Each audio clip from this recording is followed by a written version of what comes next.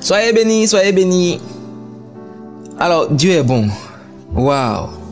Il aime qu'on s'approche de lui. Il veut communier avec chacun de nous. D'ailleurs, ce que nous obtenons de Dieu dépend de comment on s'approche de lui.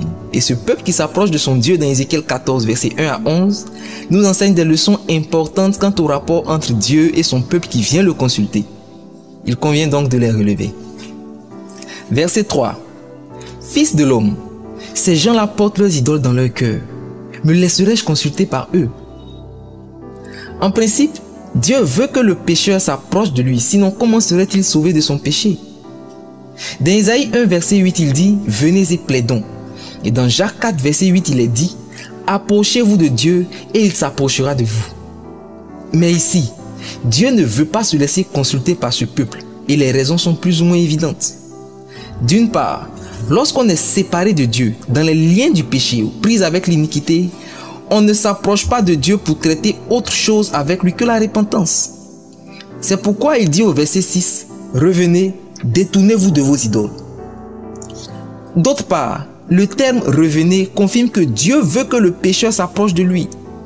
Cependant, si dans le cas de ce peuple, Dieu ne veut pas se laisser consulter, c'est à cause de l'état d'esprit dans lequel ceux-ci s'approchent de lui. Ils n'ont pas l'intention d'abandonner leur péché, ils viennent consulter Dieu comme si de rien n'était, alors qu'ils vivent mal et que Dieu n'aime pas. Dieu n'a pas de problème avec le pécheur, mais il a un problème avec le péché. Dieu n'a pas de problème avec le pécheur, mais il a un problème avec le cœur non repentant qui se plaît dans le péché. Maintenant, si tu es dominé par le péché, n'arrête pas de revenir à ton Dieu, même si ta conscience te dit que tu gaspilles le pardon de Dieu. Tu vois, la plus grosse injure même que tu peux faire à Dieu, c'est de te décourager pour dire que tu ne reviens plus à lui parce que tu n'arrives pas à arrêter alors qu'il te pardonne. Le sang de Jésus est disponible pour te sauver. Pourquoi veux-tu t'en priver par esprit de culpabilité?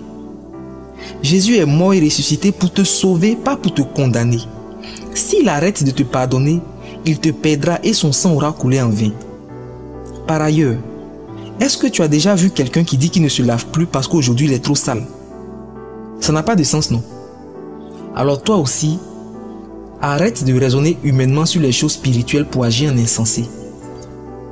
Ésaïe 55 verset 7 enseigne que Dieu ne se fatigue pas de pardonner. Il attend et espère même la repentance du méchant.